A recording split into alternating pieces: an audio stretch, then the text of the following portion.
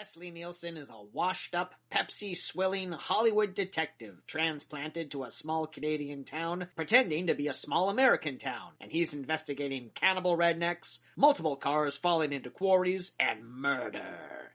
And if that sounds interesting, it's not. We watched Camouflage today on... The fuck is this?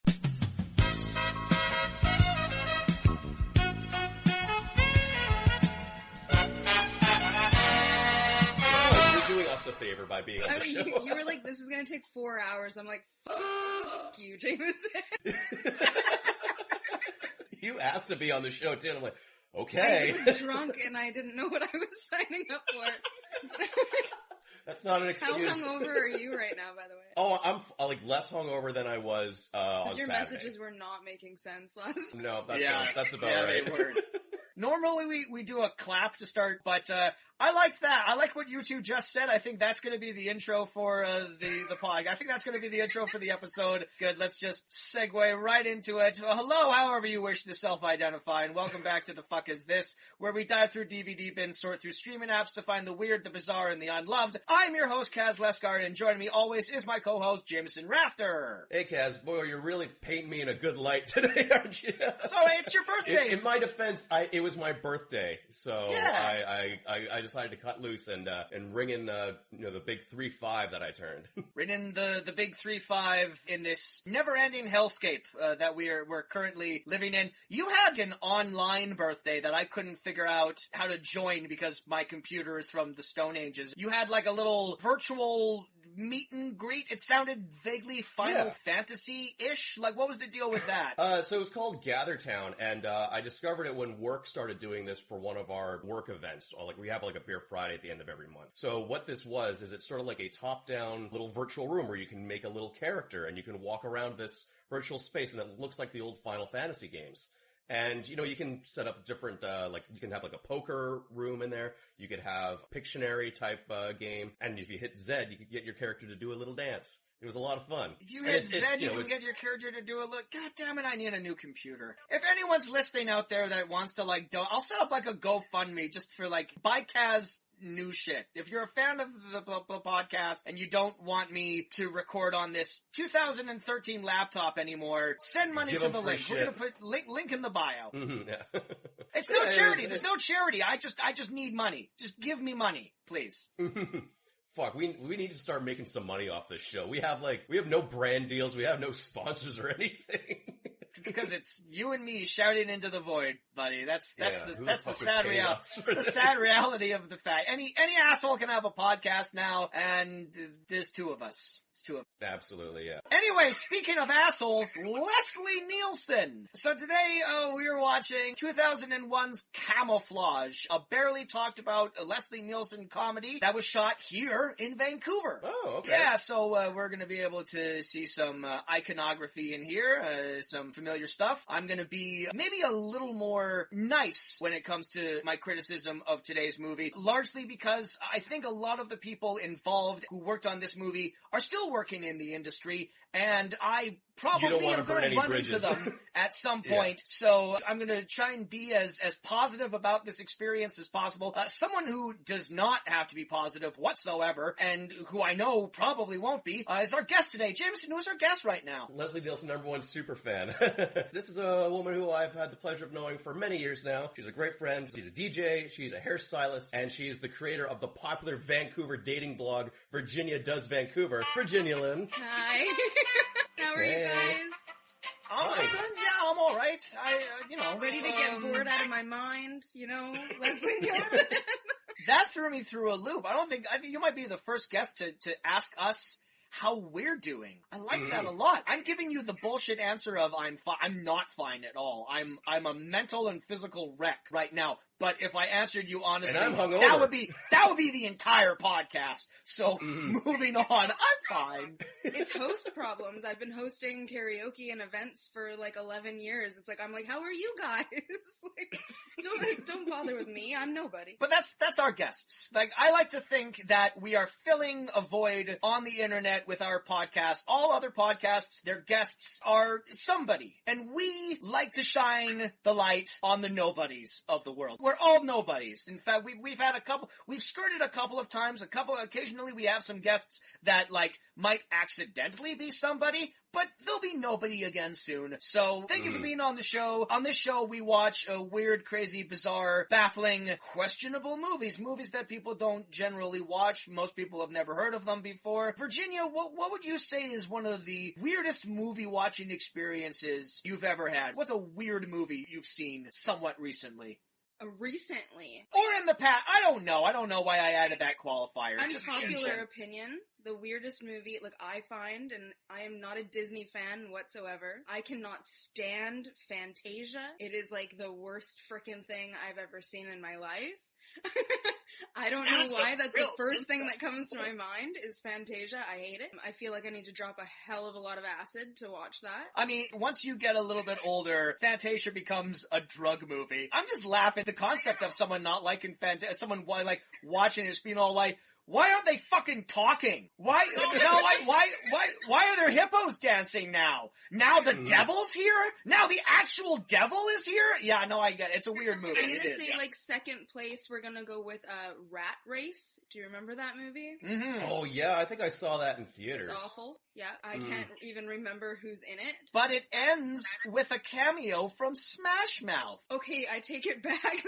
That changes my whole perspective. The one scene from that movie that always sticks out in my mind is John Lovitz's family. I guess they steal Hitler's car or something at one point, and then they crash it into, like, some World War II veterans event. Did some, like, nobody got his tongue pierced and it swelled up really big, I think? Yeah. Seth Green and some actor that looks like a pair of con artist brothers. Yeah. That's a movie that I'm genuinely surprised Leslie Nielsen wasn't in. It feels like his wheelhouse, right? Or what became his wheelhouse, because, like, didn't he have, like, a very distinguished dramatic career before he segged into comedies? He was a serious damn actor, yeah. He was like a matinee idol. He did romances and stuff where he was the romantic lead. It wasn't until 1980s Airplane that he became a comedy star, but what a lot of people tend to forget about Airplane is that he's funny in that movie because he was playing off of his serious leading man archetype. You go back and you watch Airplane, he's not doing anything for laughs in that. He's playing that role 100% straight, and that's why it's funny. And then something happened in the 90s around, I guess, The Naked Gun probably, when he realized,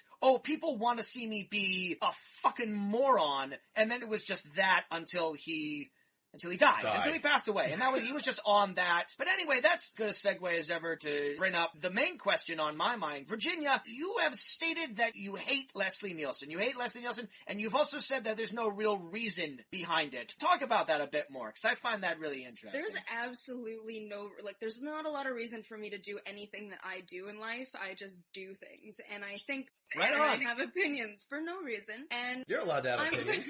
I'm a woman. It's 2021. You can have opinions now. That's good. It's good. That's a recent development, but you're rolling with it. Girl power.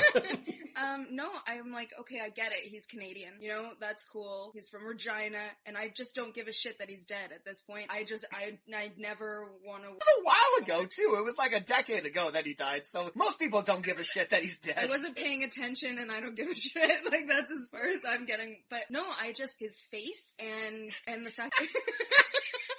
And the fact that he just parodies everything, like everything's just a parody. And it's like, okay, well, like, can you act? But I didn't know about any of his other crap that he had done before, so maybe I'll have to revisit that. Probably not. The look on your face is saying, do I have to revisit that? Ugh. All of his serious stuff is in movies that no one's ever heard of. It's not like there's the one great Leslie Nielsen performance that everyone talks about. I mean, if you're diving deep into his filmography and you want to talk about, like, his early non-comedy roles, the only two that come to my mind are Forbidden Planet, which is a very campy sci-fi thing. It's like there's like a big chunky robot walking around. Okay, you've probably seen the poster. It's the a big doofy looking robot holding the woman in his arms and she's like passed out. That shows up. Anyway, Leslie Nielsen's in that, and he's also briefly in the original Poseidon Adventure. He's the captain that is all like, hey, there's a wave coming, it's gonna kill everyone on the Poseidon Adventure. He's all like, I'm the captain of the Poseidon Adventure, and I say no, and then the wave comes and it kills him and everyone else. So those are the only two that I can think of off the top of my head. I know he did a bunch of stuff. I know he did a bunch of Canadian theater. He was in Broomstick Men, which I think is the only film ever made about curling. And that's like the one later career Leslie Nielsen movie I remember seeing where it's not like a straight parody. I like it's Broomstick Men. What the shit? My whole entire hatred for Leslie Nielsen. It's almost as if it's unjustified. Jameson, what's the name of that movie again? Wasn't it Broomstick Men? Close enough. The name of the movie is Men with Brooms, but I like Broomstick Men a lot better. That's like a bunch of wacky male witches. That's like curling and that Nicolas Cage movie Matchstick Men. Oh, maybe that's what I'm thinking of. I'd watch it. I'd 100% watch it.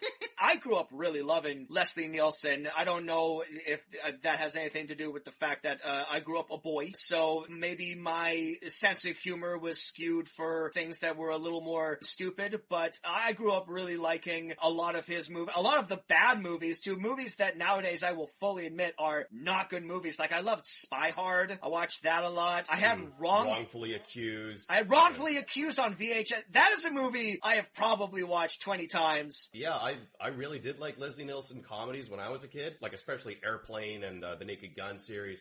But eventually, like, he just became like a parody of himself, and he just started appearing in absolute dreck to the point where like I would be kind of blinded by a movie just because, oh, Leslie Nielsen's in it. I like him and other things. I think one that I had to actually stop was 2001: A Space Travesty. Oh. That is a brutal movie. Like, I shut that shit off in like 10 minutes. That was a rough watch. Still don't know how it fucking ends, and I don't care to know. No, he's near the end there. He was doing literally everything. Do either of you remember Zero Man? That animated show, That right? was that animated superhero parody. That was him. Yeah. That was like an early role for like Ryan Reynolds. It was Ryan Reynolds was his gay and sidekick. Don Cherry and Ron McClane were on it too. As Goon. Kevin McDonald from Kids in the Hall was the villain, and his goons were Ron and Don, who were just Don Cherry and Ron McClane, basically playing themselves. And they were in every episode. It was it was so fucking weird. It was like a superhero parody, but I guess the joke was that it's Superman, but it's Leslie Nielsen, and that's it. And I think like the main joke is that when he was in his secret identity, he wasn't wearing glasses, but when he was a superhero, he was wearing glasses, and that gives you the idea of the sense of humor that had going on. Yeah, that show sucks. That show was not fun. I'm wondering now if it was, like, if it's just Canadiana I'm not a fan of, because, like, I should not say that. No, I agree with you. I think there's definitely something about Canadian humor in general. I think it's gotten a lot better. I think Schitt's Creek is a really good show. Yeah, exactly. I can't personally stand Corner Gas. I feel like that's a great example of Canadiana. Letterkenny, like that kind of stuff. Haven't seen it yet. Yeah, that's good. I like Letterkenny. I think it's kind of clever. I think so. I love Trailer Park Boys as lowbrow. Okay, Trailer Park Boys. Trailer Park Boys is like black comedy though. It has kind of like an edge to it. So fun fact, I was born like 20 minutes away from that trailer park. So I'm just like, I can't not love that show. I've heard a lot of people say like they can't enjoy Trailer Park Boys if they're from there because it hits a little too close to home. It's less of a comedy and more of like a straight documentary. That I was like born right by a trailer park, but like it wasn't like that. Don't get me wrong, I was born in a much nicer trailer park. It was the trailer park up the road. There was a pool. Well, speaking of late period Leslie Nielsen only doing these terrible parody movies that are based on other things, Camouflage is kind of interesting because it doesn't appear to be a parody. It kind of seems to be one of the last straight comedies that Leslie Nielsen was in near the tail end of his life. It's not based on anything. I won't spend a ton of time talking about the cast because what I really want to talk about is the crew. The crew is interesting and fucking random. So joining Leslie Nielsen in this movie is Lachlan Monroe. That name sounds like a character on a TV show who plays like a stuck-up, pretentious actor. Like they made up an actor character for a show. Lachlan Monroe. Yeah, that sounds made up. Again, I'm going to be nice because he's a Vancouver actor. Right, you might be working with him one day. Lachlan Monroe is one of those actors where when you see him, you kind of have this feeling of all like, oh yeah, that guy, I kind of remember that guy. And then you look up his IMDb and he has 255 credits. This guy likes to work. He is the white guy in all of the Wayans brothers movies. I don't know if that's quite a lofty title that you might want to wear as a badge of honor. Well, I guess you could say Jim Carrey was that person at one point in time. But Lachlan Monroe was in Scary Movie. He was in White Chicks. He was in Little Man. He's in all of that Wayans brother garbage. He was in Freddy vs. Jason. He's currently Betty's dad on Riverdale. That's, I know that fuck. Yes. Yeah, there you go. I know that fuck. Yeah, there he is. Yeah. So he's our secondary lead in this. Other people in the cast are Vanessa Angel, who you might remember from Kingpin and Weird Science, the TV show. Yeah, I remember seeing Kingpin at way too young of an age. She is very sexed up in that movie. Most of us saw Kingpin when we probably shouldn't be watching Kingpin. I think Kingpin holds up. I haven't watched it in a while. I actually saw it. I think it was like, cause that's Bill Murray, right? Yeah, he's in it. So like, I was just watching something about Bill Murray and I was like, damn, I should probably watch Kingpin again. Like, and then Super Strange it comes up. Well, there you go. Now keep finding ways to come back. Virginia's got her Sunday night planned out. All right. Who else is in this? William Forsythe, great character actor. William Forsythe from Raising Arizona, The Devil's Rejects, was Flat Top in Dick Tracy. We also got Patrick Warburton. The great Patrick Warburton is in this. David Putty, yeah. The great, making yet another appearance on this podcast. The great Gary Chalk. Ah, yes. The voice of Optimus Primal in Beast Wars. Yes. That's how I know him. I would definitely know that shit. No?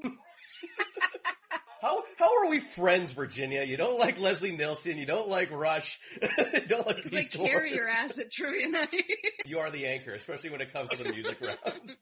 The one time I played trivia, we were killing it, and then the final round was all, what was it? It was like a Metallica round. Oh yeah, that wouldn't be me either. Jameson's the sports guy. Yeah, that's why I bring your ass around. Pop culture shit too, yeah. I brought this up on the last episode. Apparently Jameson is not as much of a sports guy as you might. Look, I love the Vancouver Canucks. I don't know. I love the Vancouver Canucks. I like the sport of hockey. That's really about it. I'll watch the Super Bowl every year, but that's kind of where I draw the line. This is the exact same justification you gave last episode, and I didn't even include it in the final episode. So let's try it again.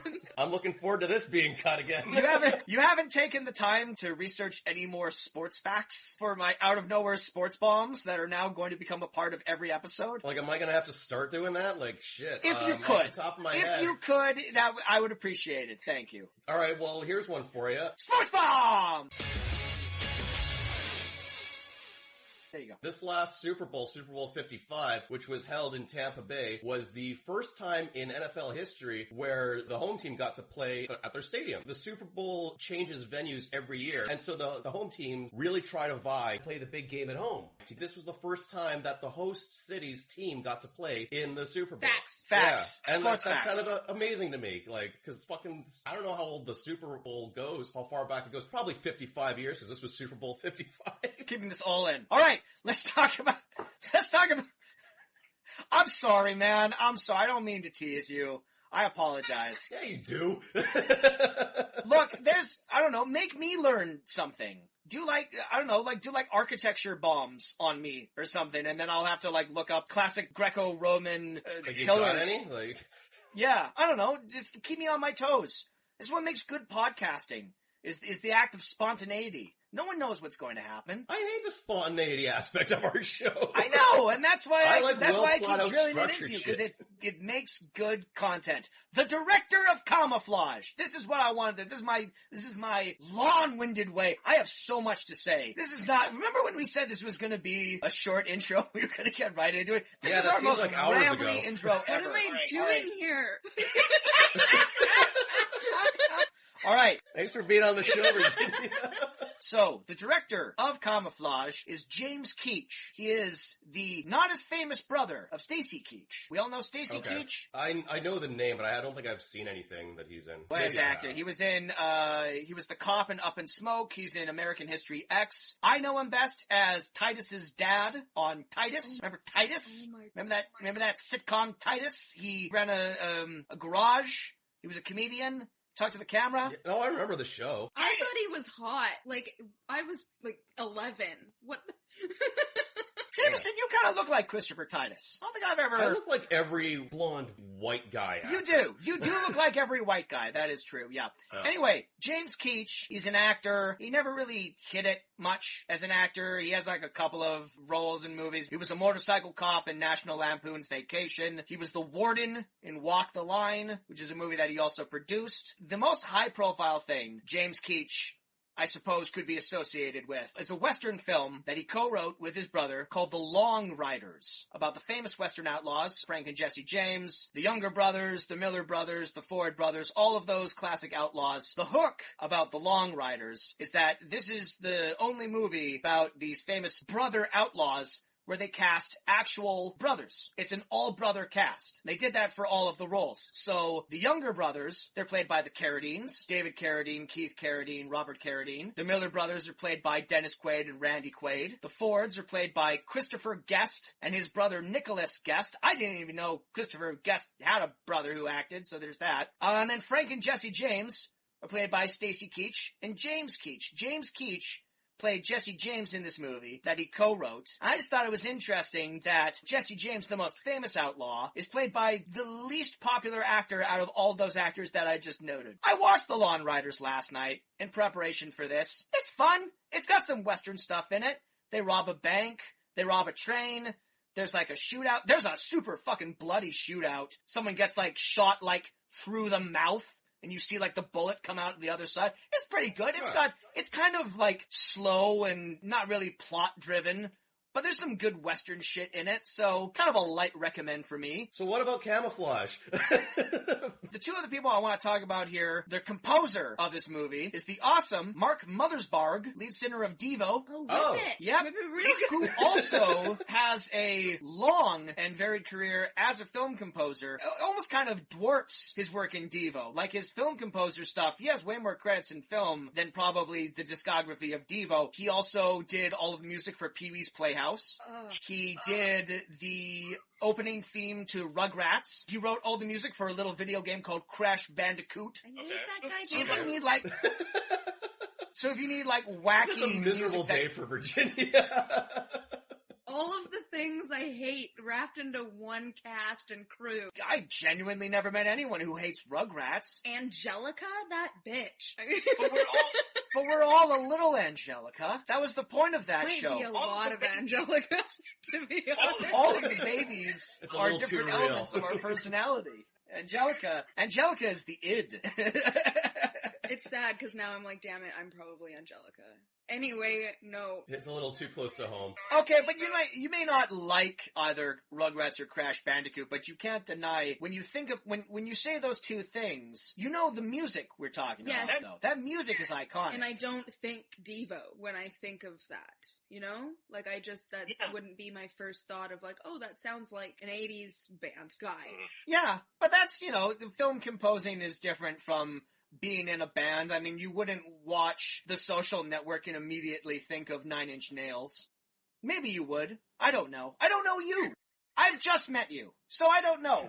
Maybe you think about Nine Inch Nails all the time. Anyway, the last thing that I want to say about Camouflage, this movie has camouflage? Is that Camouflage, isn't it? how does everyone say that word? Camouflage? It's something I don't think Camouflage. about. How do you say it? Camouflage. Camouflage. I don't know why camouflage. Alright, hold on. Pants. You're not wearing camo pants. You're wearing... I wear camo pants. I got 8 pairs of camo pants. One for every day of the week, and then just, a surprise pair.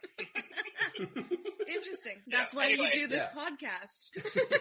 Yeah. I wear overalls because of, Regina-born Leslie Nielsen. I don't know why. And also you're Angelica. Shit. Fuck.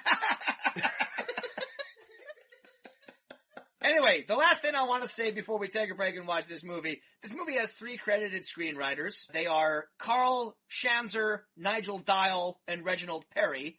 Now, the interesting thing is that, as often is the case when it comes to movies that we watch on this show, 2 of those names aren't real people. Those are pseudonyms for people that didn't want to have their name on this project. Get it. And one of those people, Reginald Perry, is a pseudonym for Billy Bob Thornton. Oh, I always forget that he's a screenwriter, too. Yes. Famed frontman for the Box Cutters, Billy Bob Thornton, and I think he did some acting as well. Yes, no, he was a screenwriter. Yeah, I like Billy Bob Thornton. Well, he didn't like this movie. He took his name off of this movie. Virginia, any thoughts on Billy Bob Thornton, or is this another loose column? I actually really enjoy Billy Bob Thornton. I, oddly enough, might have a crush on Billy Bob Thornton. Too bad he wasn't in this movie. I would watch it.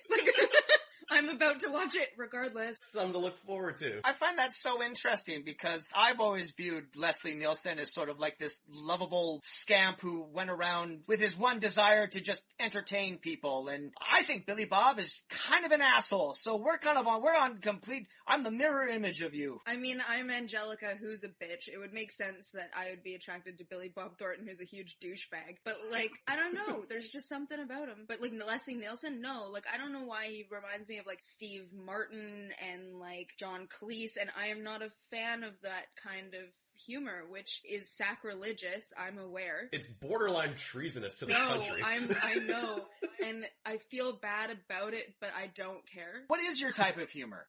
Oh. It's a loaded question. I don't know. Do you like comedy is the main question. I Do you like to laugh?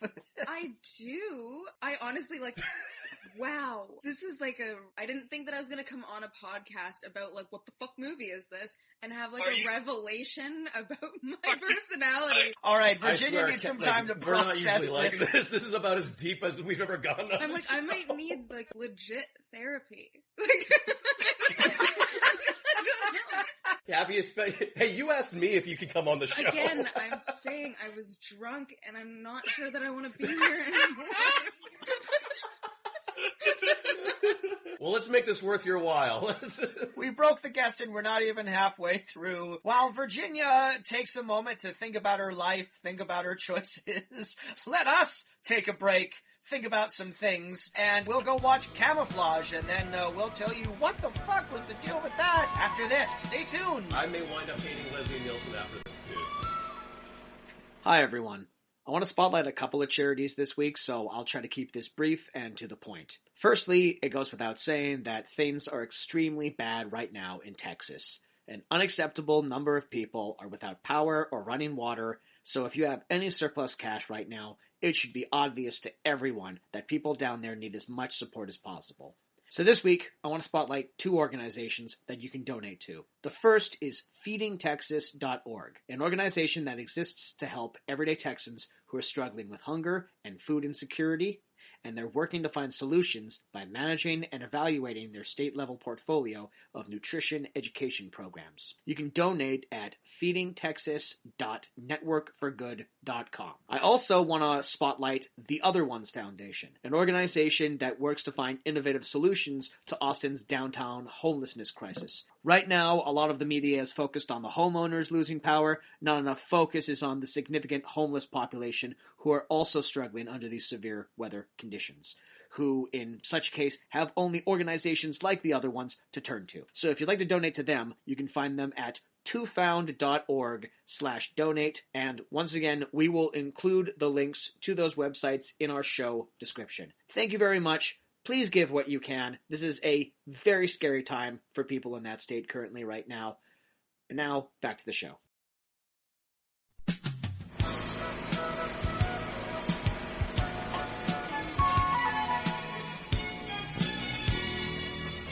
Boy, I can't believe Billy Bob wanted to distance himself from that. I know. Why would anyone not want their name attached to that thing? To that thing we just watched. I fail to call it a movie or a story. That was rough. I wish this movie was Camouflage, because then I couldn't see it. Good night, everybody!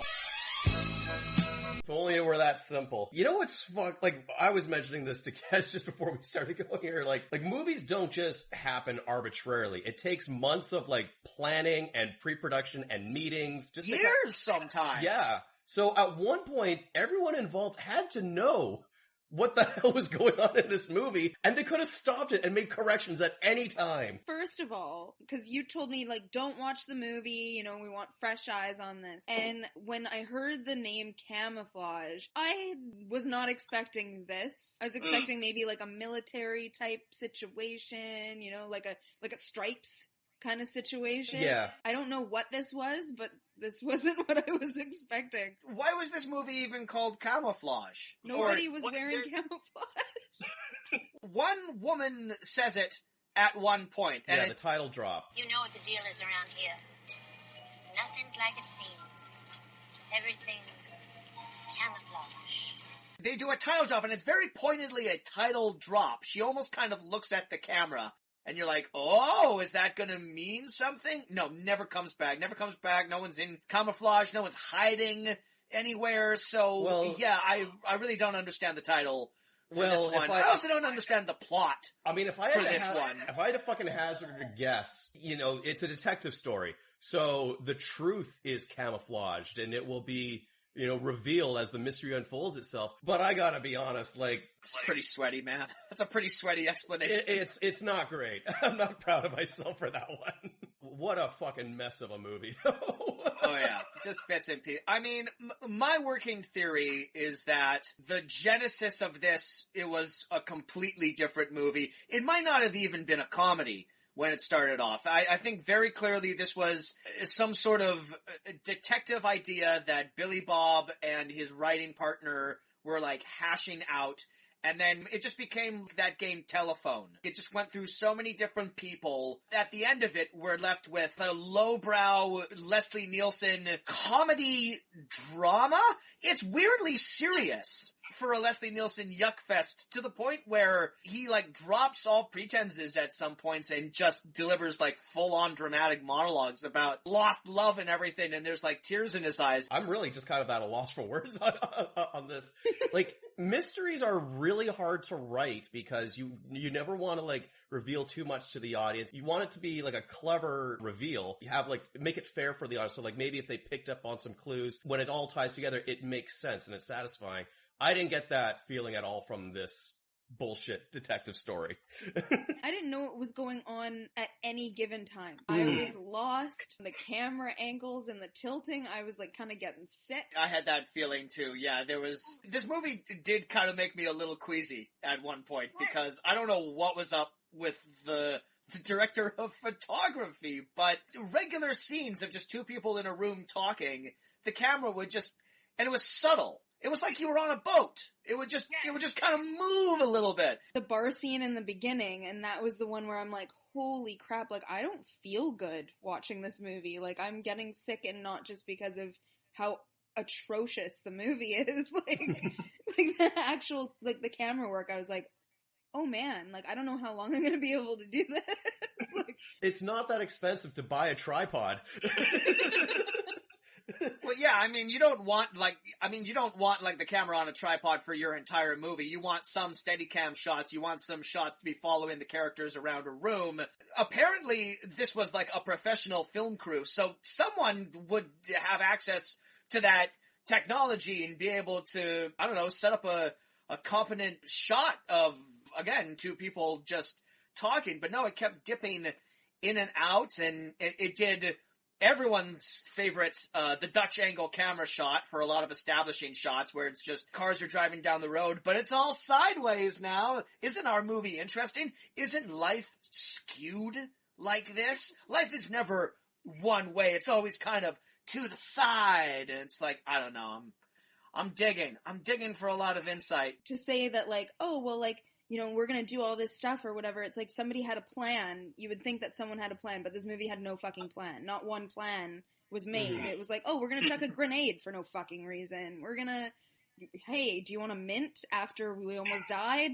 Like, what the fuck? Like, we need to break the tension of a moment between two characters. How about a scorpion's in the room? What did I say? snakes in a motherfucking mine. Yeah. Snakes in a mine. That makes sense in, like, Donkey Kong Country, but come on.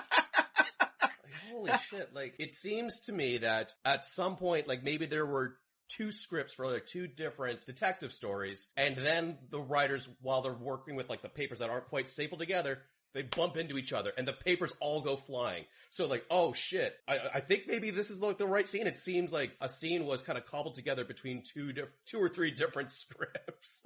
And hey, while we're at it, someone got this chocolate in my peanut butter. Mm-hmm. So if we can deal with both of these problems at the same time, that would be great. Thank you. The problem is that I think at one point in time, this started off as like a serious detective story, and then somewhere along the line they cast Leslie Nielsen, and then they panicked. And they're like, oh, we need to make this wackier. We need to add more. We need to add in narration because The Naked Gun had Leslie Nielsen narrating. So let's just have him describing things, but it'll be inconsistent and weirdly misogynistic. This movie's like super misogynistic. Like in like the opening scene when Lachlan Monroe goes to Leslie Nielsen's office, within that same scene, there was like 2 transphobic jokes. And so it's like, man, this is a real product of its time. And it was bringing up a lot of things I had forgotten about Leslie Nielsen's style of humor that doesn't necessarily mesh terribly well with kind of culturally acceptable currently right now. Yeah, like, there were some rough ones. Like, I don't know, they go to the small town that they go to is called Beaver Falls. And he later refers to a woman as the Beaver Ridge. I'm Beavertown. Beaver Ridge. It's Beaver something. But he's referring to a woman as like the head beaver of Beaver Ridge. Cindy Davis, killer beaver of Beaver Ridge. Holy shit, you got some opinions on women. I know it's his character. I know he's the character he's playing, but you know. Jack and Marty, because they wouldn't stop. It was like such bad writing that, oh, Jack, didn't you know this? Oh, Marty, I thought you knew too. Like, and it's just like, holy shit, do we need to say each other's names? We know who we are. Yeah, they have to establish like every fucking thing that's happened up until that point. Every scene kind of recaps the movie that you've seen thus far. But yeah. I still didn't understand it, even though there was a recap in every fucking scene. Like, I checked out at one point, and then I'm like, wait a minute, I need to be watching this. Like, yeah. I was really hoping one of you two were, like, really following the plot, because I kind of lost track of the mystery. We'll try our best to piece it out. I mean, yeah, Virginia, like, a lot of the times they did like to recap stuff that we had just seen in the moment before. My favorite bit of narration, again, is near the beginning, where, try to set up the scene here, where, okay, alright, you know what, like, this is close enough to the beginning, let's just roll into the plot here. So, we're in Hollywood, California, which looks suspiciously like downtown Vancouver, and we meet Lachlan Monroe. He's a shitty actor in Hollywood. That's a well-worn trope. And we see him on the eve of his most recent failure. He appears to be some sort of detective-type gumshoe, but surprise, it's a terrible play that he's putting on, because if there's one thing Hollywood is known for, it's the city of plays. And yes, I know theater exists in Hollywood, but he's putting on this terrible detective play. He's at the bar afterwards, and he's ridiculed and then dumped by his agent, played by Gary Chalk, super briefly, and... Like, kind of sidebar to that, this is the second time we've seen a movie that has Gary Chalk in it, Kaz, and he's hardly in any of the movies. We should stop, like, mentioning him at the top, because he's in, one... I will always mention Gary Chalk when he's in a movie, because he's a Vancouver icon. It's important to note. It's also the second time we've had Gary Chalk in a movie where there was a Nielsen in it, because that other movie had... his godson or grandnephew or something. Yeah. But yeah, so Gary Chalk's agent character drops Marty as a client, and then they get into like this bar fight that Leslie Nielsen intervenes and saves him. And because of this, Marty is now infatuated with Leslie Nielsen's character. He begs him to like, the play that he put on, I think he wrote and directed, so he wants to shadow Leslie Nielsen's character so he can like learn how to be a proper detective and properly write one, but he also wants a job, because I guess there's no other work available in Hollywood. I mean, fair enough. Yeah, it's hard to get a steady gig, so yeah, it's like, I want to research what it's like to be a detective. Also, I'll scrub your floors for you. Also, can you teach me how to be a detective? He's a real pathetic character. By that time, I was already, like, 1 foot out. Like, and that's, like, 5 minutes into the movie, and I was like, what did I get myself into here, guys?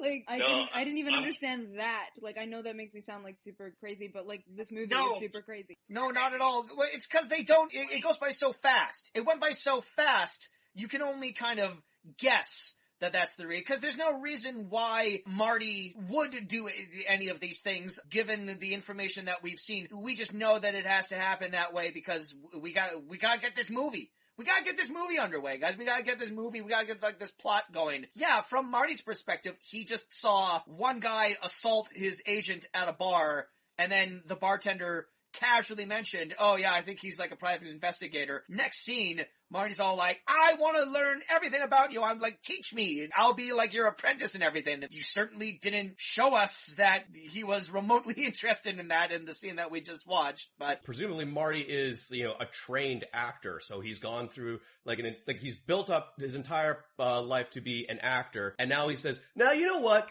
I'm gonna switch gears and become a detective. Like, it's that fucking easy, I know you need, like, a fucking PI's license and maybe, like, a background in criminology or something to want to do something like that, but nah. This is a good example of, I'm gonna pause when my cat walks on my keyboard. Great. I give up. I give up trying to get him to not walk directly. You're asking listeners to send you money for a new laptop or something. Maybe like a cat carrier or something.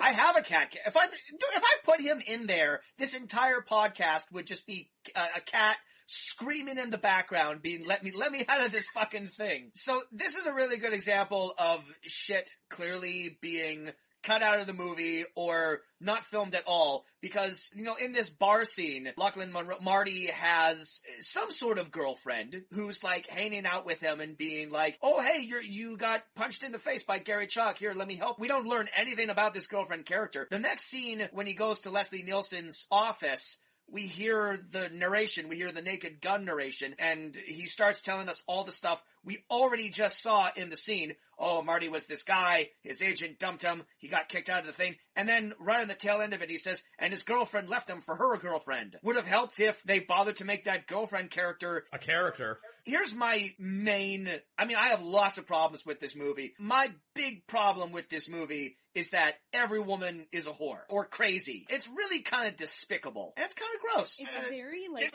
sexually charged. When Leslie Nielsen starts to, swear and, call women things, I'm like, whoa, I don't remember that being, your shtick. I was like, shit, he's swearing. It was weird hearing Leslie Nielsen say the F word. That's my job, helping out people for a price, of course, so what's your problem? You old lady fucking somebody else? It is kind of interesting seeing him as, he's played, cop characters before, but this is, a turn of him where he's, very grizzled. He's always got, this perpetual 5 o'clock shadow. His hair is, not clean cut. It's more, it's shaggier. This is, a road-weary Leslie Nielsen. I was like, this, scruffy Leslie Nielsen's kind of doing it for me. I was like... I get that. He looked good. He looked good with the 5 o'clock shadow. It's true. It's true. I've seen him with beards sometimes, and he's usually clean-shaven, but in between Leslie Nielsen, that was kind of a good look. He didn't capitalize on that enough. Mm-hmm. Yeah, you get the impression that Leslie Nielsen might have signed up to maybe try to do something a little different, because he probably got the script and it's like, oh, this is, there's swearing in this, people get killed, I'm kind of grizzled, I got to say fuck. This could be good, this could kind of shake up my image, and then over the course of filming, they realized we need to goof this up. We need to make this 10 times more goofier, so just add in some gags. You can tell there was a real fight between the filmmakers and the marketing team. The theatrical poster for this movie is Leslie Nielsen looking through a magnifying glass. He's got, the stubble and everything. It kind of gives you a thing that's all alright, yeah, I can kind of see the vibe for this. You look up the DVD cover of this, and it's Leslie Nielsen without the stubble, and he's got a chicken on his head. That didn't happen in the movie. There are no chickens in this movie. There's no magnifying glass in this movie. There was a chicken. There was, in the honky town, and when the guy with the pen through the hand, there was a chicken. There's one chicken. Okay, so enough. There's a chicken in the background, but it doesn't end up on his head at any point. But, hey, in a comical situation. But interesting to that point, Kaz, like you say, you could tell there was a fight between, wanting to put in more jokes. That entire sequence where they are in that redneck town, that didn't need to be in that movie. That was put in specifically so they could throw in more jokes. Also, just right after that, where they leave that, and then they're on a military base? Like, immediately after. Yeah. Why? What? Yeah. Like, none of that, and I'm just like, okay, well, that took up a little bit of your budget. Like, that didn't need to be in there at all. Mhm. Like, I have no clue. It's breaking the rule for screenwriting. You know, you have to have a setup and a payoff. Okay, we're setting this up for no fucking reason. Yeah, at the very least, the introduction of this military base near the town where the murder is going on, you would think that would factor into the story at some point, if at the very least, ammunition, guns, and grenades keep coming back into the situation. So you would think the military is tied to the mystery in some way. At the very least, they're supplying the weapons to them. No, it's a complete red herring. There was only the one thing, and I don't know why I even paid attention to this, but that grenade that went through the window, and they were like, how did that chick get the thing? Oh, she was fucking that guy on the military base and got that grenade, and then she's like, I didn't think it would go off.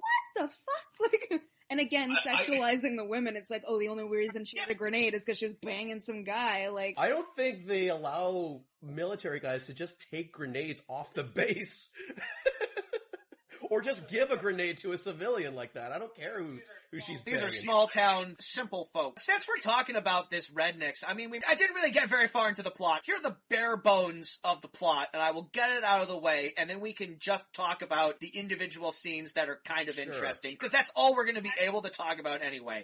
Okay. Here is my best shot at trying to recap the plot of Billy Bob Thornton's Camouflage, which I'm just gonna call it that from now on. You're responsible for this, Billy Bob. He tried to take his fucking name off of it. We're not gonna let him. No, all right. You see what you've done. Live with it.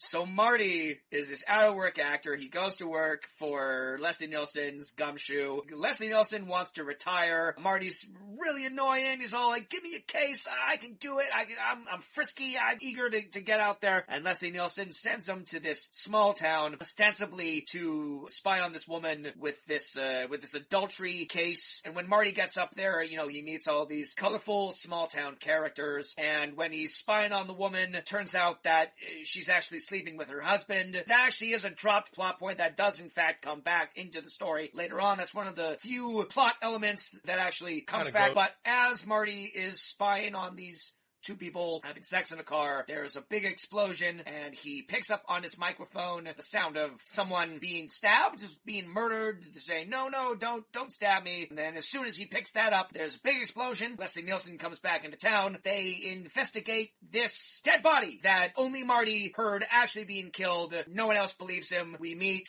a handful of characters that eventually will become our suspects. We meet the old man who owns the mine, who's in a wheelchair, and Vanessa Angel is like his caretaker. Patrick Warburton is the bank manager. William Forsythe, the crooked sheriff. This guy who plays his deputy, this really tall guy. You said he was from O Brother. He is an O Brother. I looked it up because I was thoroughly fucking bored, so I was at IMDb. I was doing that too, yes. And it looked like, he looks like the guy, but when I looked up the Camouflage cast, the guy isn't there, and the guy that looks like, I mean, because the pictures are like now pictures, right? So that does not look, the guy that looks like he was the deputy is not named the same thing as the guy that I thought he was in O Brother. You thought he was one of the main cast members. One of the three dudes, the guy that, like I was gonna say like the weird guy that, but like they're all fucking weird in that movie. Dylan, we thought you was a toad? Yeah. Is that who you're thinking of? Yeah. The who? We thought you was a toad! Yes!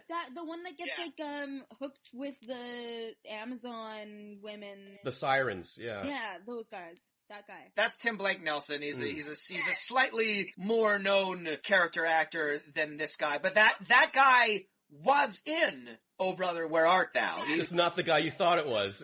He's got a real face for character roles like this. The role that I remember that guy from was The Happening, the M. Night Shyamalan movie where the wind is trying to kill us. Oh my god, he's the guy who interrupts the scene between Zooey Deschanel and Mark Wahlberg to say, you guys like hot dogs? Yeah, he's the hot dog man. We're packing hot dogs for the road. You know, hot dogs get a bad rap. They got a cool shape. They got protein. You like hot dogs, right? They do. They're a very versatile thing. Yeah, I recognized him immediately because in a batshit insane movie like The Happening, that was a moment that just took all the air out of the room, and I'm like, the fuck was that all about? They're plotting their next move in this scene.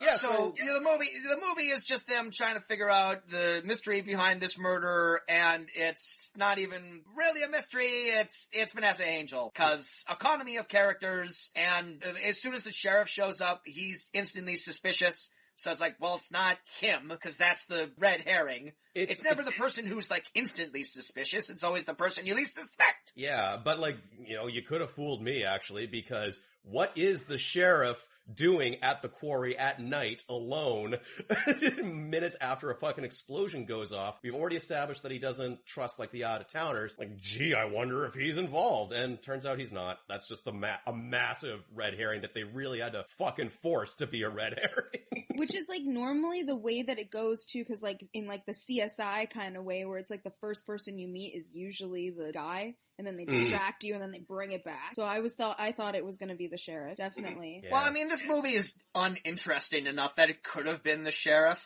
and it would have been fine. It's all like, there's a mystery. I'm the killer. Here's the gun, and put me in jail. Thank you. Yeah. And it's like, great. It could have been this, because this movie's so dull, and there's not really anything remotely surprising about it. I kind of figured it out.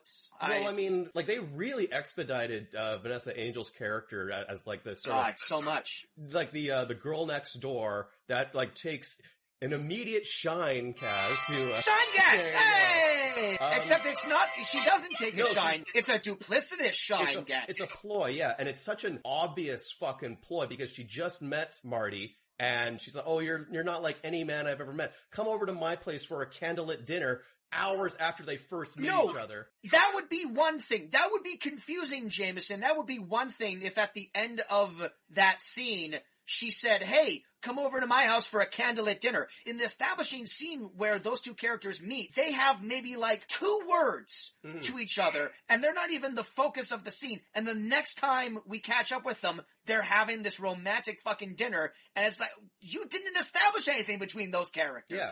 If she's like playing up to be like this sort of femme fatale who's like manipulating Marty here, she's gotta be thinking, I can't fucking believe how easy this is. Thank God Marty is such a stupid character. He said to her at one point, like, I haven't felt this way about anybody since me and my girlfriend broke up. And I'm like, what, 48 hours ago? Fuck. Like, I'm like, what the hell? And first of all, she left him, but we didn't know. Like, I was like, when...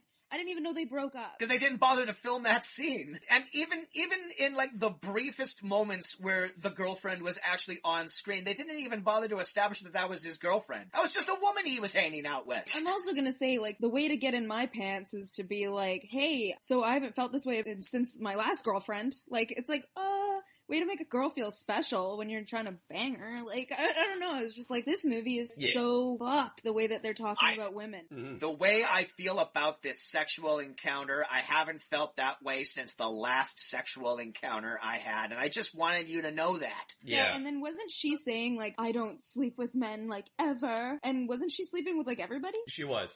Yeah, well, the whole basis of her character was she sleeps with everyone, yeah. Yeah, so she has sex with Marty as part of her ploy to, like, cover her tracks or whatever, probably also thinking, this guy's a fucking loser, I'm only doing this to sort of cover my ass. She's having an affair with Patrick Warburton, bank manager, who's married, and, like, he's fooling around with his wife. Patrick Warburton is a bright fucking spot in any movie that you put him in, but even he couldn't do anything to elevate this fucking garbage. Oh, here come the laughs! No laughs were to be found. He's in 2 fucking scenes in this movie. Just when, like, Marty's, like, kind of, like, he's strapped to that conveyor thing, and he's like, why are you doing this? And he's like, greed. That's why. Greed. It's as simple as greed. I was just like, okay, that was the easiest interrogation ever. You didn't even need that. I don't even... Why are you even doing this, Patrick Warburton? Well, you got me. By all accounts, it doesn't even exist. Something like a tagline of this movie should be like, don't watch it. Don't. Yeah. That's actually kind of clever, because it's camouflage, so they can't. Yeah, so, like, Leslie Nielsen and Lachlan are fucking, like, investigating, following up on these clues. They're hired by the owner of the quarry to, like, you know, find out who was killed on his property, or why someone was killed on his properties. And I guess their investigation leads them to a redneck town based on a bad tip from the town crazy girl. She wasn't a hooker. Why were there hookers why did we go through a whole hooker scene? Oh, at the motel? Yeah. But that was before they even got to the small town. That was, like, Marty's, like, like trial period to see if he could become a detective. Yeah. All it entailed was just them sitting in a car watching naked women. Yeah, they're doing some surveillance work on these guys fooling around on their wives with some hookers. But if you're a character in a movie, I'm going to say if you're a character in a movie because no one has ever done this in the history of real life. But if you're a character in a movie and you're cheating on your spouse at a sleazy motel and they pull up outside and they start loudly yelling at you to get out here, put your clothes on first. It doesn't benefit you in any way. You won't get away any faster by running away completely butt-ass naked. Full frontal nudity in this movie. Full frontal. Like, no, not even panties. That woman was, like, naked. Men and women. There was a little dangle going on. Was there? There was like a half dick, I I believe. didn't see that. That whole scene, it could have been something straight out of a Naked Gun movie, because what the setup for it is, yes, Leslie Nielsen is teaching Marty how to, like the ropes of how to be a detective. You know, you want to get a picture of them going into the hotel room. You got to point your shotgun microphones to pick up any audio. And then I guess like the woman's husband or whatever like, pulls up into the parking lot and it says like, I know you're fucking in there, you whore. And then everyone in the motel, because I guess everyone's got a fucking hooker. They're like everyone staying at that hotel is like with a prostitute or whatever. So they're like, they don't know which one. Yeah. So like, fuck, we all gotta scatter. What did Marty learn in this scene? How is this teaching him anything about being a private investigator? Like, he already knows how to sit in a car and watch people. Anyway, there's way more to being a private investigator than just doing that. You know, what could have been kind of funny is if Leslie Nielsen pretended to be the woman's husband. Like if he used like a megaphone or something and he put on like a voice, he's like, watch this. This is like something that everyone in the biz needs to know how to deal with like situations like this. This whole movie is just throwaway scenes. I feel Pretty like that's much. what it is. It's just like a throwaway after a throwaway after a throwaway. There's maybe 3 scenes that you need to see and then you got it. I still don't know why the fuck they went to that hillbilly town. Like, I mean, speaking of scenes that go nowhere, let's talk about this hillbilly town. So they get a tip from, let's call her the town eccentric. She's just like this woman who wears like leopard print with big hair, yeah. jazzy 90s clothes. Kind of looks like Ileana Douglas, if anyone knows who that is. But like she gets into a car and she says, I know who killed the guy. And then she starts talking about, she says, George Washington and Martin Luther King and Elvis are all in a cave and they're all hanging out and they have like parties and stuff. she keeps alluding to have seen like a two-headed mule, which like kind of pays off at the end when we do see a two-headed mule. Kind of pays fine. off. Yeah. If you're paying attention, it kind of pays off. Virginia missed that. And I wouldn't blame her, because it goes by so fucking quickly. You didn't miss much. Why are those deer, like, making, like, hee-haw noises? Like, it's not a deer. Like, I have no idea. It was a two-headed moose that sounds like a donkey. And that's the last thing we see in that fucking movie, too. So just... Yeah, like, the whole movie is just like taking this detour into this hillbilly town where I guess they're trying to chat up with her cousins who know something about the killings. But while that happens, one of the rednecks goes up to Leslie Nielsen and says like, so what do you do? And for no goddamn reason, Leslie Nielsen just says, I'm a singer. First of all, this fucking grizzled, hard-boiled detective here probably should have just like fucking hand-wave dismissed him or not given an answer at all, and it would have been totally in character. But instead, he says, I'm a singer. And the hillbilly goes, I'm a songwriter. Come into my shack and I'll play you one of my demo tapes. So he goes along with it. And then, like, when he says, like, look, I can't help you break into the music business, fucking hillbilly pulls a knife on him. Leslie Nielsen stabs him in the hand, and then they have, like, this fucking highway getaway. He doubles down on the lie, and he says, no, I only record my own work. I don't, because he's just caught in this awkward falsehood with the guy. Yeah, and then the guy threatens him, and he stabs him through the hand in a weirdly graphic moment. Again, like, this movie has a real tone issue, where it's trying to be, like, I could see someone, oh man, I just realized I could totally see someone renting this movie at Blockbuster to shut their kids up, cause their kids like Leslie Nielsen, they like Spy Hard, they like all of the kiddie shit that he does. This movie is not for children at all. You're gonna learn this was probably some little kid's favorite movie growing up, cause it had swearing and nudity in it, and that one guy got stabbed in the hand. That's why this movie exists. Yeah. Like, even everything that they do with, like, the stabbing or the killing or the shooting or whatever, it's all like, nobody really cares that people are getting hurt. The whole movie, it's like, okay, so that guy died. Cool. Move on. Totally. Jumping to the end, at the end of the movie, Leslie Nielsen gets trapped in a cave mine and when Marty is like, hey, what happened to Leslie Nielsen? The sheriff's just all like, he's gone. He got trapped. The cave covered. I'm sorry, man. Your friend's gone. Then when Marty runs back in to save him, the sheriff's like, what are you doing? Your fucking friend. Does no one care? He's as good no as one dead. gives a shit. Marty, at that point, it's like his first, like, serious, like, but that's my partner. And then, like, runs in and I'm like, oh, fuck me. Right now? We're gonna get into it now? Like, Yeah. Fucking camera zooms in on his face. It's all like, this is not the epic moment you think it is. Yeah. The whole fucking movie, Leslie Nielsen has contempt for Marty.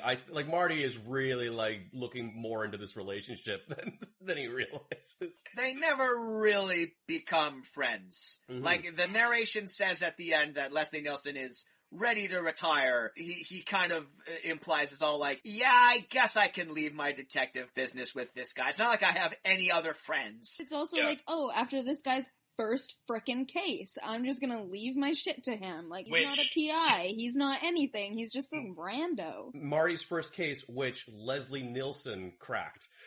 He's the one who put it all together. Marty was fucking sleeping with the killer and he didn't even realize it.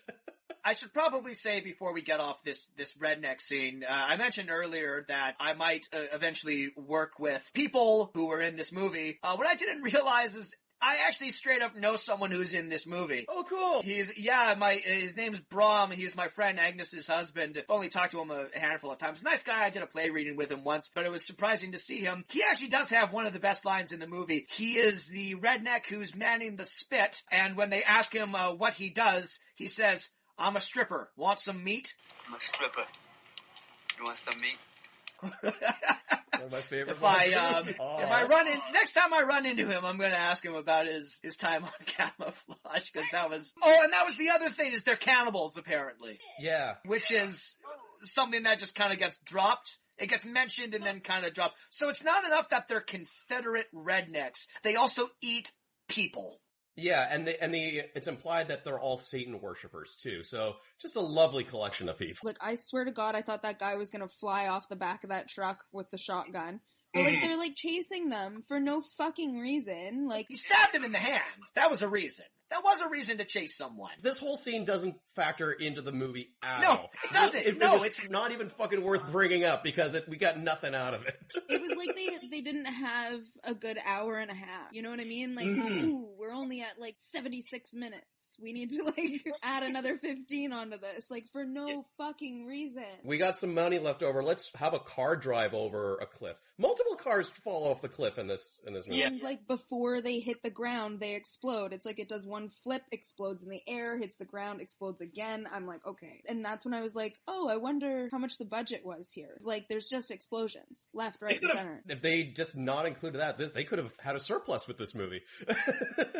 I'm pretty sure what happened was when they were location scout, when production designer Michael Bolton was production scouting this movie, in the animated credits, that was kind of funny. But yeah, when they were production scouting this movie, they found like a quarry, and they're all like, oh, what cool things can we do with a quarry? And then someone asked, like, are we zoned to, like, drive a car off this cliff and have it blow up? And it's all like, yeah, you're zoned for it twice. Well, there we go. That's our movie. We can write the plot around the cars going up, because it did look cool. There was, like, a decent pyrotechnics budget for this movie. Like, when they're in the cave later, Vanessa Angel, like, runs away from a fucking fireball. And it's like, that looks more expensive than this movie. By a long shot, yeah. In the military thing, there was, like, a helicopter and then, like, a tank thing. And I was like, what? Like, where did they get this shit from and why? Like, they could have been under budget. You know, like, they didn't do any of this. The whole thing about, you were touching on this earlier, Jameson, the whole thing about, like, a mystery is that every scene is important, especially the incidental scenes,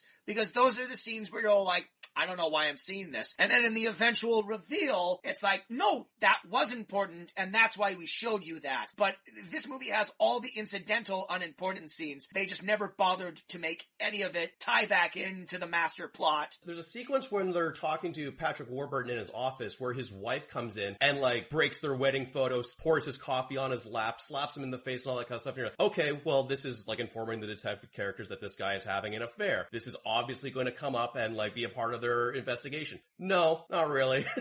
And then he digs up a suitcase of dildos. Yes, the sheriff does. So he is, see, what they find out that, like, he's cleared of suspicion, and it answers the question what he was doing that night in the quarry. Apparently, he's got a dildo fetish that he meets Vanessa Angel in secret to. An old school suitcase full of dildos, and like he had picked up like a cock ring and was like, this'll keep you going for hours. And then what was the line? I'm a dirty birdie boy.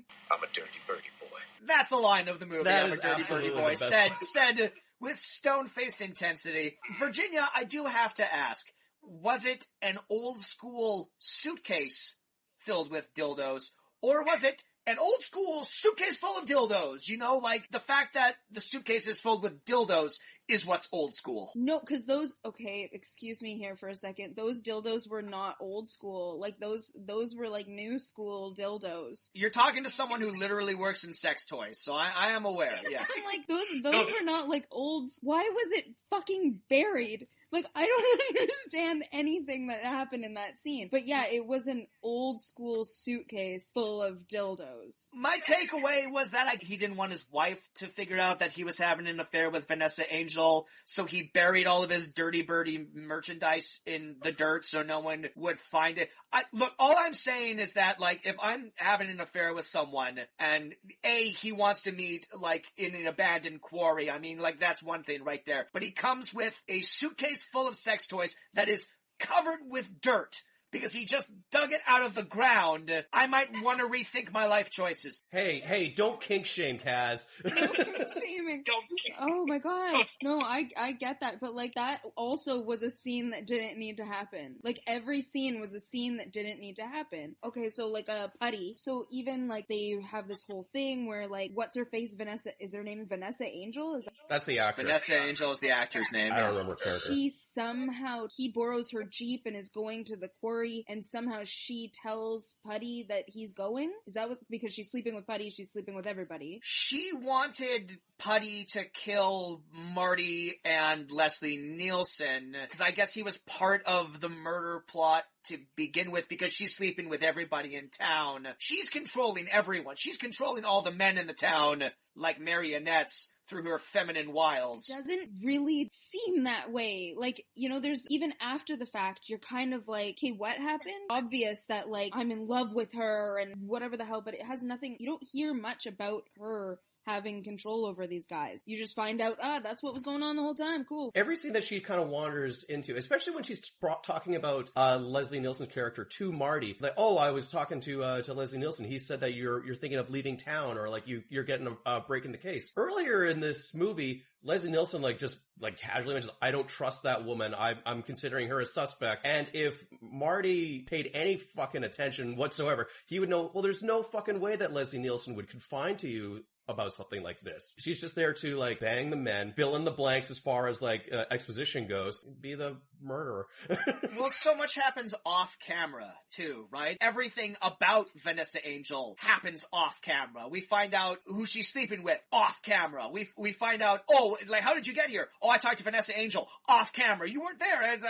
You didn't see it, but trust me, it happened. Maybe. Probably. The scene with Putty, where there's the conveyor belt. He straps Marty to a conveyor belt. He's fucking around, no, am I gonna crush you? No, yeah, no, yeah. And then I'm like, what the fuck is this scene for? There is no reason for this except the fact, I guess, later on to say that she's sleeping with everybody. And they're all in on it, but not in on it. And then Leslie Nielsen shows up and he shoots Patrick Warburton in the head, and you're like, oh, I guess Patrick Warburton won't be funny in this entire movie. Alright, cool. It's nice to see him. Nice to see him in things. It's a good thing he was fucking around with that conveyor belt, because had he just turned the damn thing on, Marty would have died, because there's no way that Leslie Nielsen got there in time. That's, if you're ever going to kill someone, fucking kill them. Don't waste time. You're like, haha, oh, I have you in my thing. And someone will show up and you'll get shot in the head and you won't contribute at that anything. Point, just bring them to the goddamn cannibals and let them have a fucking way with them, at least get rid of the fucking evidence. I don't know.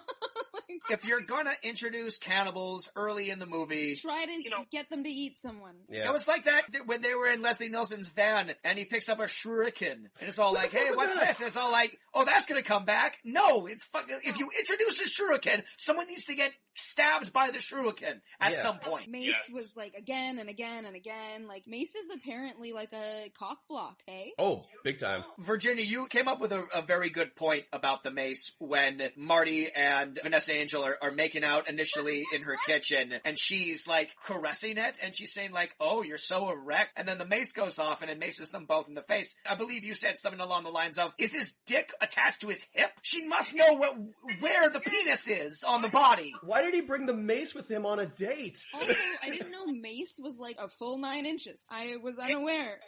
Hey, Jameson, sometimes a boy's just gotta protect himself, you know? True. It's a scary world out there. If dicks were on hips, I could understand that or something. I don't know. If dicks were on hips, I'd be a millionaire. I don't know what that means. That sounds like the start of a saying. Yeah, like if dicks were on hips and chestnuts were something, we'd all have a Merry Christmas. That's a lesser-known Dr. Seuss book. If dicks were on hips. I did kind of like how, like, so Vanessa Angel and Marty, like, almost hook up a couple of times in this movie. The second time, like, they're kind of secluded off in, like, this mountain cabin for some fucking reason. And they're interrupted by the arrival of a scorpion. You know, like you find in mountain cabins in the middle of... in Oregon. Yes. His license plate said Oregon. It's fucking Oregon scorpions. Yeah, What, were they rattlesnakes? they look like rattlesnakes. They were rattlesnakes in a mine. I'd believe a rattlesnake in a mine before I'd believe a scorpion in a cabin. The Pacific Northwest scorpion, yeah. Which, you know, Vanessa Angel casually destroys, and then they're ambushed by, like, the grenade. This is how confusing this movie is. They're ambushed by the grenade, which was thrown by Putty's wife because he was cheating on her with Vanessa Angel, but then she was cheating on him with Hot Dog Cop because every woman's a whore. So that's how this movie thinks. Oh yeah, and his wife even defends herself saying something like, I didn't mean for the grenade to go off. Who fucking throws a grenade without the intention of it going off? You know what your first mistake was? Pulling the pin. There wasn't, okay, so the car was an explosion, somebody died, there was an explosion when someone died, there's an explosion in the mine. There wasn't an explosion when that grenade went off. There was like a tiny one. They used their blowing up budget. Gotta save the rest for the mine explosion. Circling back to someone I was talking about earlier, we do find out that Leslie Nielsen initially sent Marty up to the small town on a fool's errand because this woman wasn't cheating on her husband, she was cheating with her husband. I guess they do kinky stuff in cars, which again, totally cool. Add some spice to your marriage, pretend like you're cheating and whatnot. But we find out that was Leslie Nielsen's ex-partner and his wife, who he had an affair with. Lots of affairs. Is there a character in this movie that doesn't have an affair with someone? I genuinely don't think there is. I think every major named character is sleeping with someone that they shouldn't be sleeping with. The guy who owned the quarry, the wheelchair guy, he wasn't getting any. But that's because that's barely a character. Mm-hmm. Somebody slapped his head when he died. Oh, I missed that. Speaking of the wheelchair guy, so Vanessa Angel leads them out to the quarry, and I guess she's planning on, cause she's like his hospice nurse or something, but she's got him up on top of a hill, and she sees Leslie Nielsen and the cops coming, and she's all like, curses, I'm gonna get you, wheelchair man. And she proceeds to push him off of the quarry. First of all, if you've spent any time in a wheelchair for any amount of time, even if you spent an hour in a wheelchair, you know that you can take your arms and stop the mobility of the wheelchair at any point. But this guy is just like, no, there's a cliff. I'm gonna fall eventually. Someone help. It's like, you're in control of this, buddy. Did she even disable the brakes on it or something? I don't fucking know. Who knows anymore, Jameson? Who knows? But then the van goes into the quarry, so we've now lost two cars. And the van starts rolling towards them, and we have this hilarious scene where they have to pick the dude up out of the wheelchair. Christ, move to the side. This is so labored. Literally, step to the left. So Vanessa Angel leads them to the mine shaft, which is actually like the BC Mining Museum here in Squamish, kind of a local landmark tourist trap kind of thing. Marty, Leslie Nielsen, and the sheriff going after, even though the sheriff really didn't want to do his job at this point. He's like, oh, we'll never catch her if she goes into the tunnels. I don't want to go in there. I'm heading back and shit. Like, you're the fucking chief of police, dude. Like, do your goddamn job. But then when they come out, the first thing I was thinking, I was like, well, why isn't the sheriff just standing there? Because Marty and her get into like this, my gun has no bullets. No, your gun has no bullets. I'm gonna throw a gun at you. But where was the sheriff? I thought he would just be like standing outside of the mine waiting then. Like, no, he called it a day. That actor literally called it a day. They had him scheduled for the day when they walk into the mine, and they had him scheduled for the shooting day after they've captured Vanessa Angel. They did not want to pay him for the shooting day where they go inside the mine. So he's just not in that scene. if he had gone in to the mine, there was only 2 mine shafts. He's like, there's a million mine shafts. There's only 2. So Leslie Nielsen goes down one alone, and had the sheriff been with him, that shit wouldn't have gone down. And had the sheriff been with Marty, that shit wouldn't have gone down. So I mean, technically, plot-wise, he needed to be a little bitch. Like, It's just dark in there. he knew there were snakes. He knew. Yeah, he knew. We can't go. That's the famous snake mines. Motherfucking snakes in the motherfucking... That's the famous snake mine. Jameson, we should go on like a tour of the mining museum and like really obnoxious be like, oh, that's where Vanessa Angel ran up the thing. From the famous that's scene where in Leslie Camouflage. Nielsen saw the snake. The iconic mine shaft scene. We're the number 1 and the number 2 fans of Camouflage in the fucking world. And there's only 2. Honestly, okay, so I understand why Billy Bob took his name off of it. but Pepsi, though. Yes. Thank you. Yeah. I'm so glad you remembered that. Because the first one was like, Leslie Nielsen's in the bar, and he's like, you need a drink, and pulls out a flask. First of all, you're in a bar, fuck off with that. And then Marty takes a swig, and he's like, what is this, Pepsi? They serve that in bars, though. Yeah. And then they get back to the office, and then he's like, oh, my Pepsi. And then later on, like, there's like 3 or 4 Pepsi mentions. This was sponsored heavily by Pepsi. Like, Like, not subtle at all. Not like, at all. it's They super weird. bankrolled hard for this movie. You go, like, that stupid throwaway scene in the redneck town. There's like 2 4-liter Pepsi bottles just in the background, but in the shot. There's this scene later where Leslie and Marty go to the sheriff's office, and off camera we hear the sheriff going, who took my Pepsi? And then when they walk into the frame, Putty's wife is holding a fucking Pepsi. It's pointed at the camera. I thought initially Leslie Nielsen was a recovering alcoholic, which is why he keeps a soft drink in his flat. That's gonna go flat. That's going to be unpleasant to drink. why have a flask full of Pepsi? Because they're paying the bills. Yeah, because Pepsi's footing the bill, and you got to make sure it's in camera, held by a main character. Keeps the lights on. That was a rough one because they said the word Pepsi. It wasn't just it wasn't just like a can of Pepsi. Yeah, or a soda. Oh, what about my Pepsi? Oh, what happened to my Pepsi? It's like nobody likes. Okay, I like Pepsi. What am I talking? Pepsi's all right. I'll drink it if it's around, you know. I wouldn't pour myself a flask of Pepsi. Like, No, that's true. That's only an outrageous. insane person would do that. next trivia night, Jameson, I'm bringing a flask of Pepsi. Yeah, and if they get mad, so just like, Fucking Pepsi. yeah, well, we have Pepsi on tap. Like, There's potential for a funny joke there. Oh, Leslie Nielsen carries a flask of Pepsi around with him. But you need to explore that a little bit more. Like, why necessarily is he doing that? It's, yeah. Like he gets knocked over and the flask flies out of his pocket and the bad guy's like, oh, I need a drink after that. I need a nice, cool, refreshing Pepsi. Bring it back, right? But no, I think this whole movie was full of potential jokes, but nobody brought them back. That's a quote for the DVD box cover. Full of potential jokes. I don't know, this was... Camouflage! It's full of potential jokes. Don't watch this. Yeah. I mean, like, the closest I came to having, like, an actual, like, legit belly laugh was just at some of Leslie Nielsen's narrations. What did he say, when Marty was, like, exploring the small town on his own? He says, like, you know, what they say, when in Rome, but Marty's not in Rome. Rome's in Italy. That's a Naked Gun joke for sure. That is, and that's all that narration is. It's just Naked Gun jokes. Cause they obviously added that in post. Cause it's just Leslie Nielsen explaining shit we've already seen. But it's like, well, he did the narration in Naked Gun, so maybe this will make our unfunny movie a little funnier. I wrote notes. I took notes. Did you? Oh yeah, that's the name of the game on this. No, we wrote notes. Yeah. Speaking of which, that's as good a segue as any to ask the question, is there any note, Virginia, that you wrote down that we haven't mentioned yet that you want to talk about? Because we should start wrapping this up. I have nothing left that I want to say about this movie. There's nothing that I want to say. Like...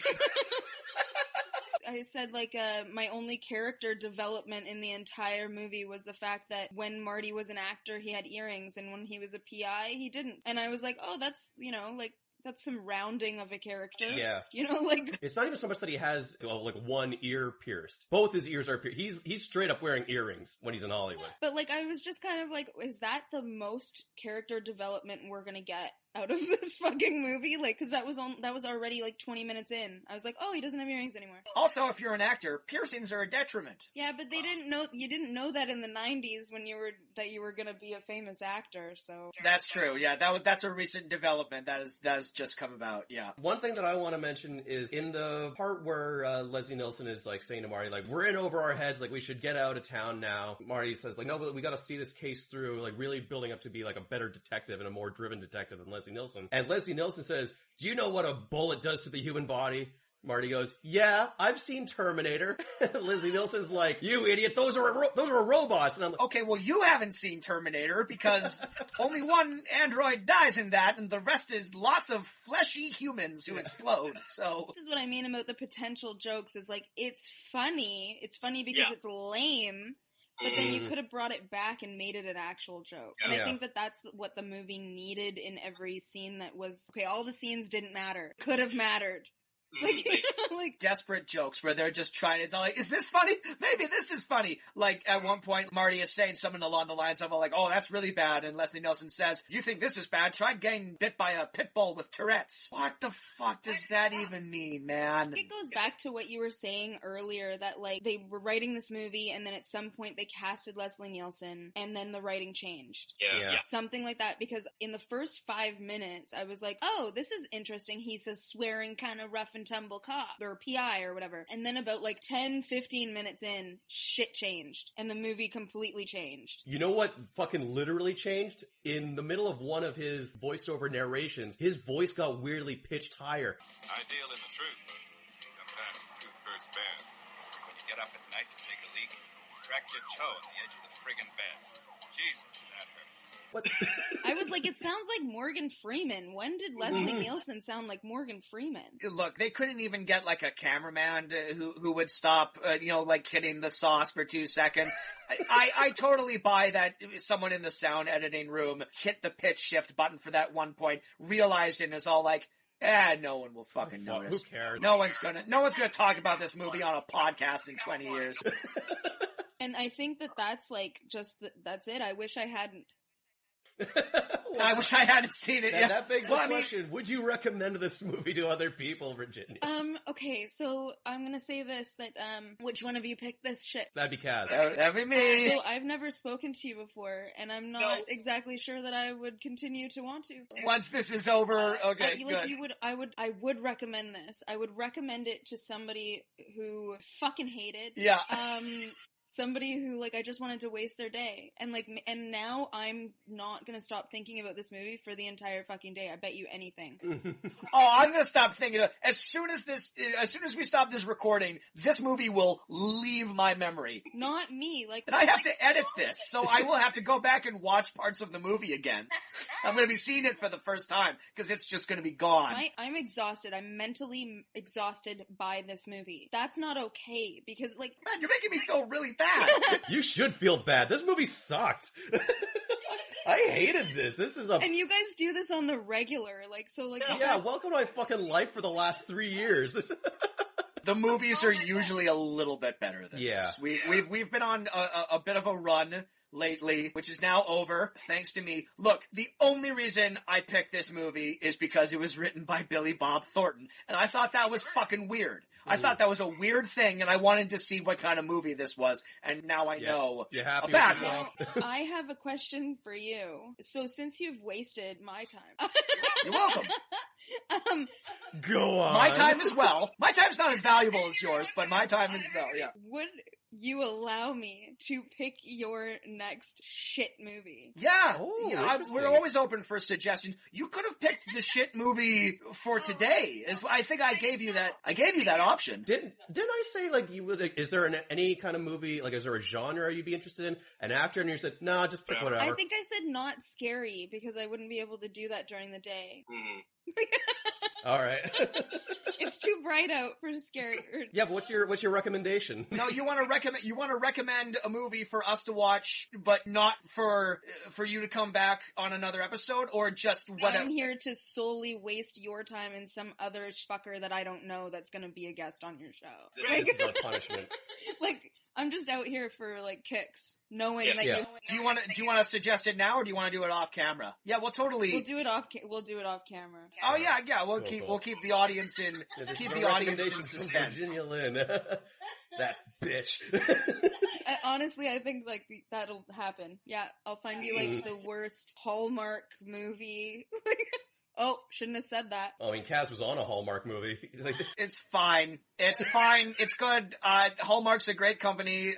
They've never had any questionable practices or social economic problems Don't sue me. with the issues of diversity and same-sex coupling. No, they're a great company. They do great work. I'd love for them to hire me. I'd love more of that Hallmark money. Edit this in post. No, it's all going in. It's all going in. I'm gonna turn it up so it's louder than the rest of the podcast, so you can't miss it. Virginia Lynn, thank you for being a guest on this show. I didn't say anything. I don't recommend this. Don't watch this. This is garbage. This is a terrible movie. Thank you for wasting your afternoon with us. Do so appreciate it. That's what we do I'll be surprised here. if you ever talk to me again. At this point in time, we ask, do you have anything going on in your life that you would like to plug? And if not, have you watched anything recently that you recommend other people check out? What's something good that you like that you want people to view? Oh man, like, I'm a true crime kind of girl, so I'm just watching. Oh, so you must have loved this. This was a crime. It was a cinematic crime. It was a trap. My fucking time. That's what it was. Yeah, it robbed me of my afternoon. That's what. Yeah, it felt like a crime. No, like, all the true crime shit that's going on, all those documentaries and whatnot, it's my jam. But no, I don't really have anything to plug. I'm Netflixing my life away during the pandemic, so we all are. I'm watching everything. However, this would not be one that I would have ever thought that I would watch. Also one that I wish I'd never watched. So that's just baseline. You and me both. Don't watch this fucking movie, kids. Like, don't do it. Kids don't listen to our show. I hope not. All the kids listening to this show, retweet at us. Yeah, we're hop on the gram. Hop on the gram and tell us how old you are. Wait, no, don't do that. No, I take that back. Jameson, what do you recommend? I recommend you apologize for that statement. Alright, so one thing that I would like to plug here, so this episode will probably be coming out, like, it will be coming out in March, since it's like the last fucking day of February now. But, so, at the end of this month, it will be the 10-year anniversary of, one of the most ambitious cartoon projects I had made. So, people who know me know that I make flash cartoons in my spare time, and have been doing so for years and years now. Virginia, Kaz, you actually have both been in a Kilroy episode. You were actually in the same Kilroy episode, the big extended one, yeah. Kaz was the villain, and you were one of the superheroes with like a throwaway line. That's right. Anyways, this project that I'm talking about is called Gamer of Destiny. It was a feature-length animated movie that I made completely in my spare time. I wrote it when I was like 24, and like the script is kind of cringe, but I'm immensely proud of myself for like doing it. So I just want to get the word out on the 10-year anniversary. I may be hosting a watch party for that on the actual day. You two would be invited to that. And the other thing I want to give a shout out to, my work gave us all like these gift baskets for the holiday break. I finally got around to opening it, and holy shit, I'm falling in love with Mrs. Jones's jam, particularly the cranberry red wine jelly flavor. So everyone check that shit out. That was Jameson's Jam Corner, where he... Jameson's Jam Corner, holy shit. Jameson's I Jam. much prefer something like that than Jameson's Jams. We have a podcast within a podcast every episode where you go off on the hot new jams and jellies. Sponsorship from Jam. That's a good idea. There you go, yeah. Holy fuck. How many No one's jams gonna are fucking there? sponsor us. I always imagine if we ever got a sponsorship, it would be like, Like when the UFC first did their, like now they have like an exclusive brand deal with Reebok. But back in the day, they would let the fighters take on whatever kind of bullshit sponsor would want them. So some of the fighters had like 1-800-ROTO-ROOTER or Condom Depot. I imagine that's what one of our sponsors would be. If I was a UFC fighter, I'd totally be the Jam Man. No, Jameson, you can't limit yourself to jams. I think you have to go like full spreads. Like all spreads. Yeah. Get some chutneys in there. Spread center or something. Jammin' Jameson's spread corn. Yeah, that I'll workshop some titles here, yeah. You're onto something though. Oh, that's good shit. Alright, great. Well, that was Camouflage, directed by Stacy Keach's not as famous brother, written by Billy Bob Thornton, even though he doesn't want you to know that he wrote it. If you like this show, follow us on Instagram at the F is This Podcast, and like our Facebook page for episode updates. Follow us on Twitter at the F_is this. And now, with our episode-specific catchphrase, Jameson Rafter. I'm a dirty birdie boy. I was really hoping that would be the one. Of course. I also would have accepted I'm a stripper, want some meat, but I'm really glad that you... Oh boy. This movie sucks!